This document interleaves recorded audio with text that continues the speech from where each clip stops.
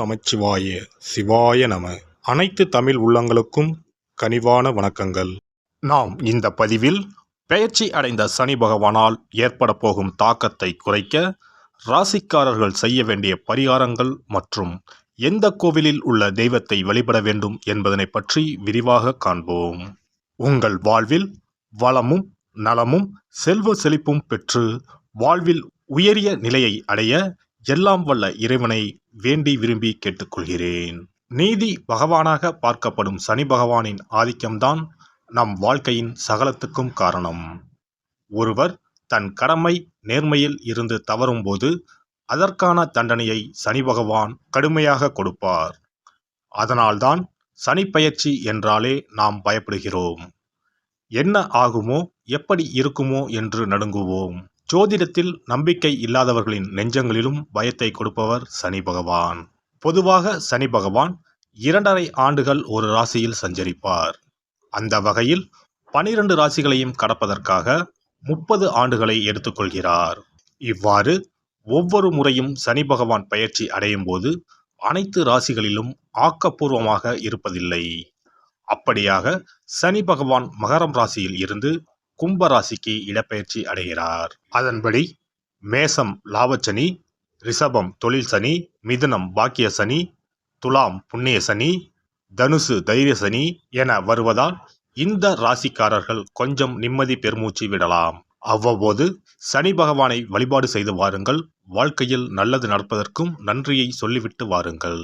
அதுவே கடகம் ராசிக்காரர்களுக்கு அஷ்டம சனியும், சிம்ம ராசிக்காரர்களுக்கு கண்டச்சனியும், கும்பம் மகரம் மீனம் உள்ளிட்ட ராசிக்காரர்களுக்கு 7.5 சனியும் உள்ளது. தனுசு ராசிக்காரர்கள் 7.5 சனியில் இருந்து விடுபட்டு உள்ளீர்கள். விருச்சிகம் ராசிக்காரர்களுக்கு அர்த்தாஷ்டம சனியாக உள்ளது.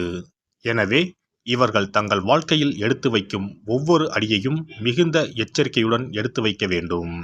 மேலும் கும்பராசியில் சஞ்சரிக்கும் சனி பெயர்ச்சியின் தாக்கம் அனைத்து ராசிகளிலும் காணப்படும். சனி பகவானின் தாக்கத்தில் இருந்து தப்பிக்க பரிகாரம் ஒன்றே வழி.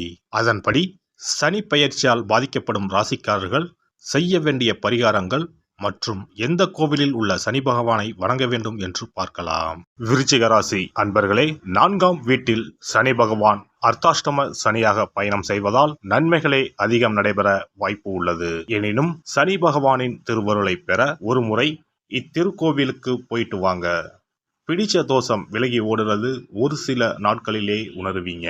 சனி கொடுத்தால் எவர் தடுப்பார்? மயிலாடுதுறையிலிருந்து திருவாரூர் செல்லும் சாலையில் பேரளத்தின் மேற்கே 3 கிலோமீட்டர் தொலைவில் அமைய பெற்றுள்ளது திருமியச்சூர் என்கின்ற அற்புதமான திருத்தலம்.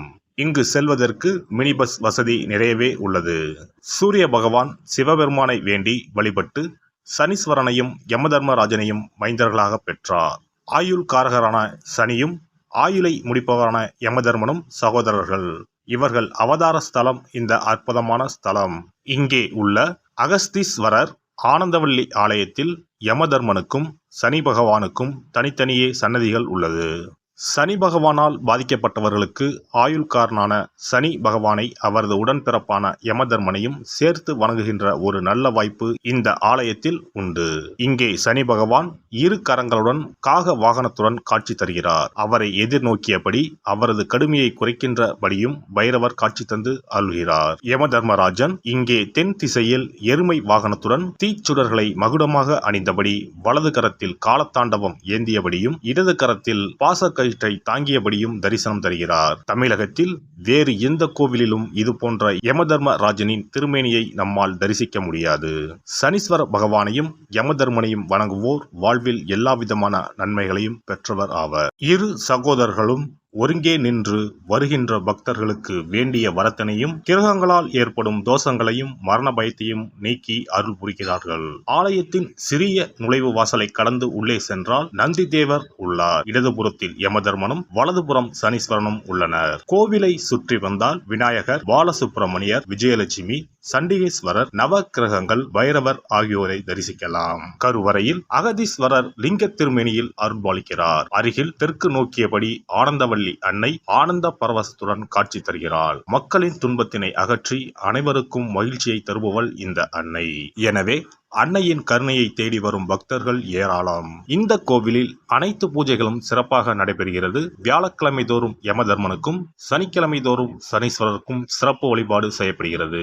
தேய்பிறை, அஷ்டமி, பிரதோஷம் உள்ளிட்ட அனைத்து நிகழ்வுகளும் நடைபெறுகின்றன. இங்குள்ள யமதர்மன், சனீஸ்வரன், பைரவர் ஆகியோருக்கு அபிஷேகம் செய்து வழிபட்டால் இழந்த பொருட்களையும் இன்பத்தையும் திரும்ப பெறலாம் என்பது நம்பிக்கை. சனியின் பாதிப்பால் ஏற்படும் சகல தடைகளையும் இத்தலம் கலைக்கிறது. எனவே இங்கு வந்து இறைவனுக்கும் இறைவிக்கும் அபிஷேகம், ஆராதனை செய்தால் அனைத்து பிரச்சனைகளும் நீங்கும். இத்தல இறைவனை வேண்டி உஷா தேவியும் சாயா தேவியும் புத்திர பேறு பெற்ற காரணத்தால் இத்தலம் குழந்தை பேறு வழங்கும் சிறப்பு தலமாகவும் கருதப்படுகிறது.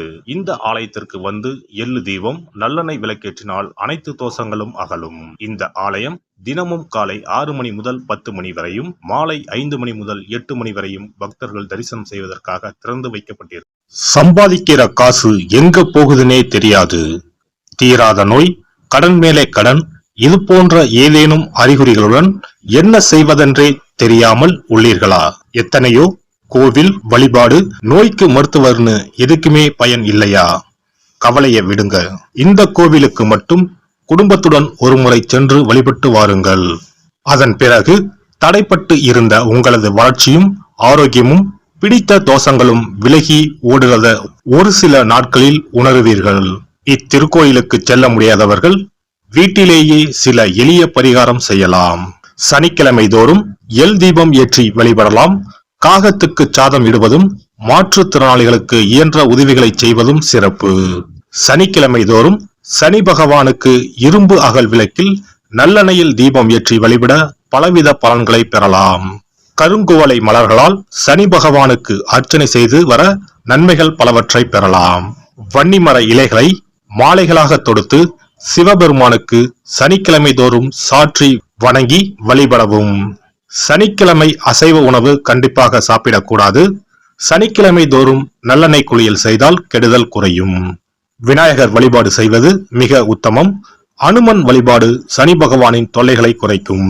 விசேஷ நாட்களில் மண் அகலில் நெய், நல்லெண்ணெய், இலுப்பை எண்ணெய் 3 சேர்த்து பஞ்சு திரியிட்டு தீபம் ஏற்ற வேண்டும். இவ்வாறு விளக்குகள் ஏற்றி வழிபட்டால் சகல நன்மைகளும் சூழும். சாமி சன்னதியில் இந்த தீபங்கள் 2ஐயும் ஏற்றி வழிபடுவது இன்னும் மிகச் சிறப்பு.